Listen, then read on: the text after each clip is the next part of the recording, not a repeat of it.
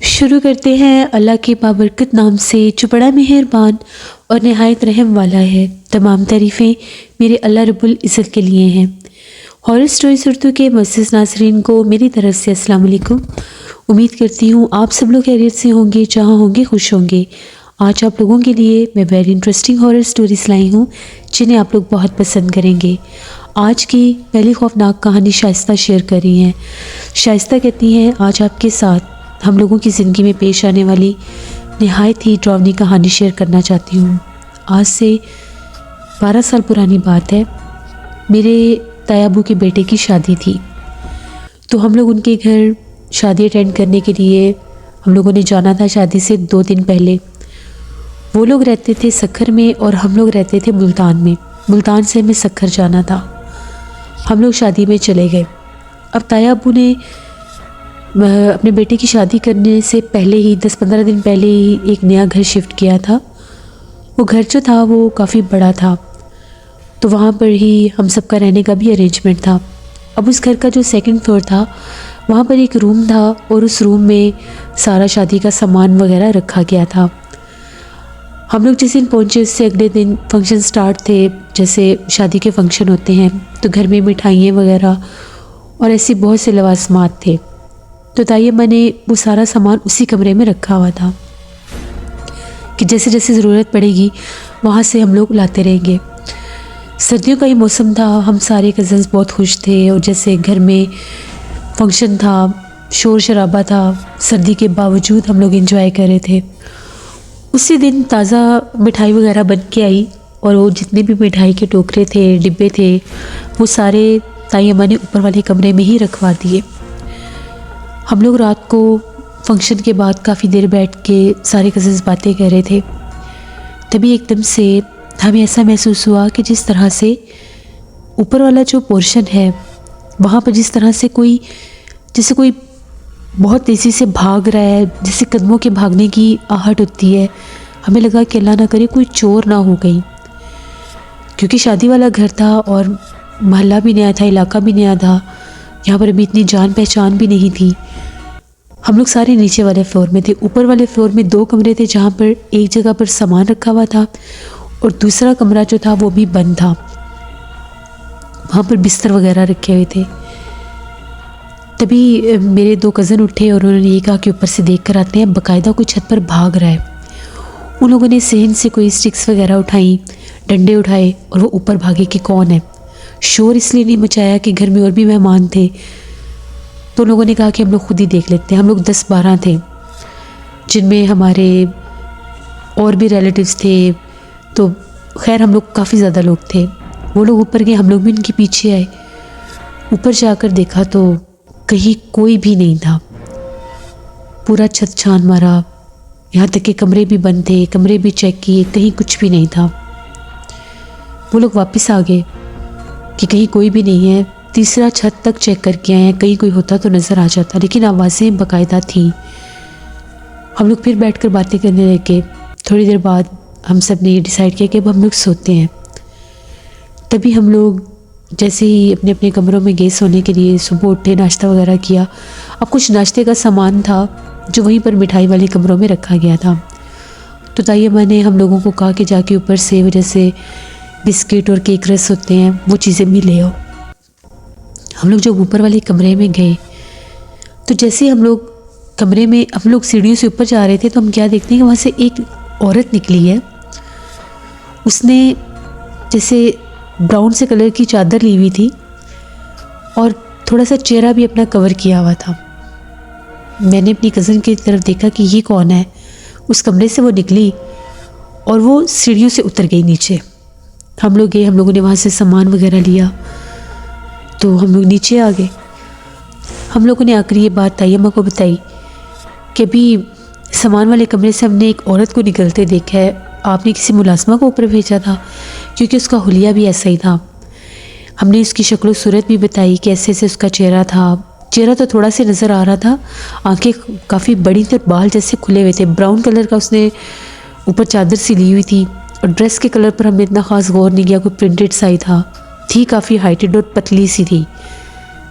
ताइमा कहती कि नहीं, मैंने तो ऊपर किसी को नहीं भेजा। अगर मैंने काम वाली को भेजा था, मुलाजमा को भेजा था, तो मैं तुम लोगों को क्यों भेजती? हमारे यहाँ तो सिर्फ 2 ही मुलाजमा हैं जो अभी बाहर सफाई वगैरह कर रही हैं। तुम लोगों को कोई गलत फहमी हुई होगी। हमने ने कहा कि नहीं, हमने खुद उस औरत को देखा है। तायम्मा भी परेशान हो गई। हम लोग गए, तायम्मा ने काम वालियों को बुलाया और उनसे पूछा कि क्या तुम लोगों के साथ कोई और औरत भी आई है?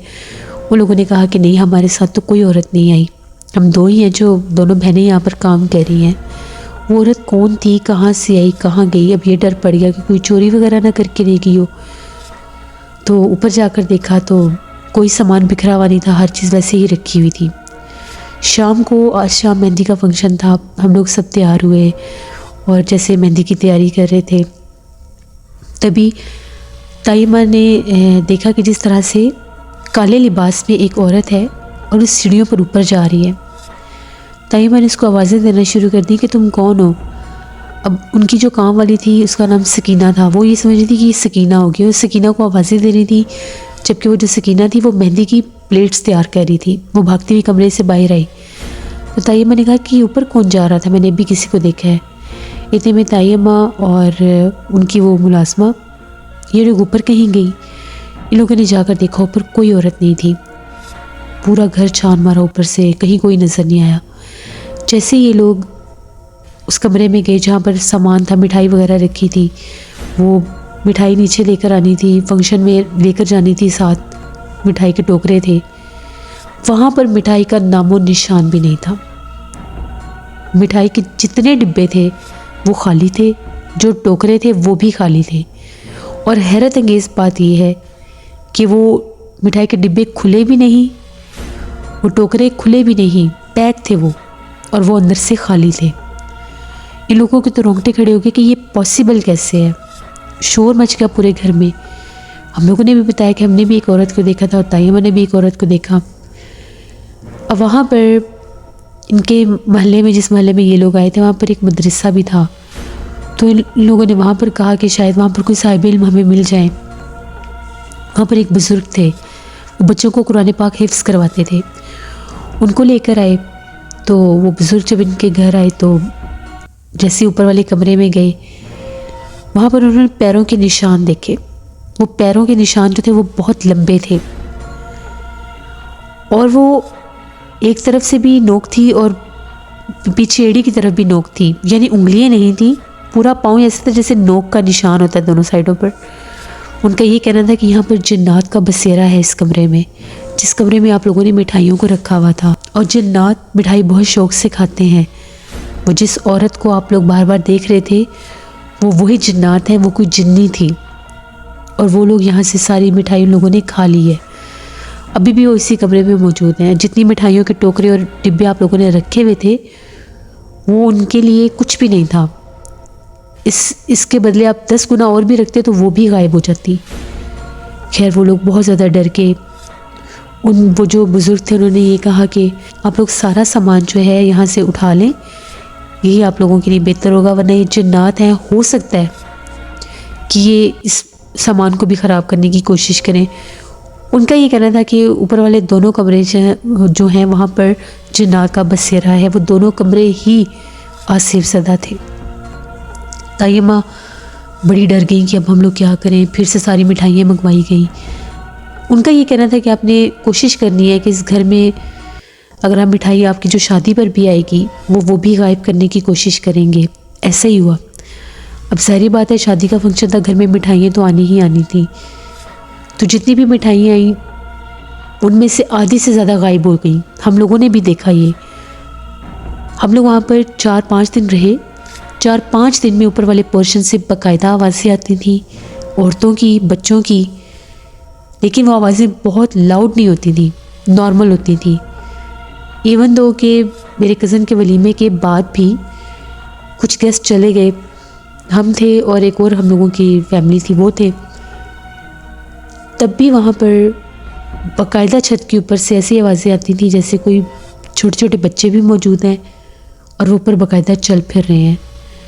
मेरे कज़न की शादी के 2 माह के बाद तायम्मा लोगों ने वो घर छोड़ दिया क्योंकि वो जिन्नात जो थे वो तंग करने लग गए थे।